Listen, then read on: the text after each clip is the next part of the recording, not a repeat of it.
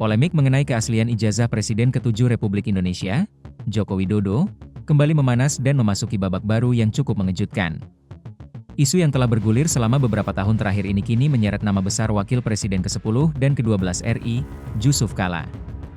JK dituding menjadi sosok pendana atau bohir di balik gerakan yang terus mempersoalkan keaslian ijazah tersebut di ruang publik. Menanggapi tuduhan serius ini, Jusuf Kalla tidak tinggal diam. Ia segera mengumpulkan para pelaku sejarah perundingan Damai Malino dari Poso dan Ambon untuk memberikan klarifikasi. Pertemuan ini dilakukan guna membendung fitnah yang berkembang, terutama terkait potongan video ceramahnya di UGM yang dipelintir seolah-olah mengandung unsur penistaan agama. JK menegaskan bahwa narasi yang ia bangun adalah tentang proses perdamaian nasional, dan ia meminta masyarakat untuk tetap tenang serta tidak mudah dipecah belah oleh informasi yang tidak dapat dipertanggungjawabkan. Terkait tudingan sebagai pendana Rai Suryo dan kawan-kawan, Jusuf Kalla membantah keras dan telah melaporkan pihak penyebar hoaks tersebut ke Bareskrim Polri. Namun, di sisi lain, JK memberikan pernyataan yang cukup menohok. Ia menyarankan agar persoalan ini segera diakhiri dengan cara yang sederhana, yakni meminta Presiden Jokowi menunjukkan ijazah aslinya secara langsung ke publik. Menurut JK, langkah transparan ini adalah kunci utama agar kegaduhan tidak terus berlarut-larut. Ketegangan semakin meningkat saat juru bicara Jusuf Kalla, Husain Abdullah, melontarkan fakta historis terkait perjalanan karir politik Jokowi. Pihak JK mengeklaim bahwa Jusuf Kalla memiliki peran krusial sebagai orang pertama yang mengendorse Jokowi dari daerah untuk maju ke Pilkada DKI Jakarta hingga akhirnya menjadi presiden.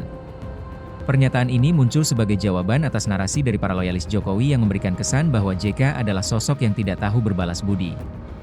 Namun, klaim tersebut langsung dimentahkan oleh relawan Projo. Mereka menegaskan bahwa kemenangan Jokowi dalam 2 periode pemilu bukanlah hasil jasa individu, melainkan murni kehendak rakyat Indonesia yang menginginkan kepemimpinannya. Di tengah riuhnya saling klaim tersebut, Presiden Jokowi hanya memberikan respon singkat dengan menyebut dirinya sebagai orang kampung yang bukan siapa-siapa. Sementara itu, di ranah hukum, kasus tudingan ijazah palsu ini masih terus berjalan di kepolisian. Dari 8 tersangka, 3 diantaranya termasuk Egy Sujana telah mengambil jalur damai atau restoratif justice setelah meminta maaf secara langsung kepada Jokowi. Namun, 5 tersangka lainnya, termasuk Rai Suryo dan Dr. Tifa, memilih jalan yang berbeda.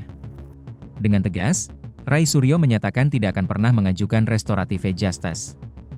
Baginya, meminta maaf dan berdamai dalam kasus ini dianggap sebagai kekalahan sekecil apapun itu. Rai memilih untuk membuktikan argumennya di meja hijau dan membantah kabar yang menyebutkan bahwa berkas perkaranya sudah lengkap di kejaksaan. Ia bersikeras bahwa perjuangan hukumnya akan terus berlanjut hingga ada keputusan tetap dari pengadilan. Kini, publik pun menanti apakah perseteruan hukum dan politik ini akan menemui titik terang, atau justru akan menjadi polemik yang terus menghiasi panggung nasional di masa mendatang. Baca berita selengkapnya di www.hops.id.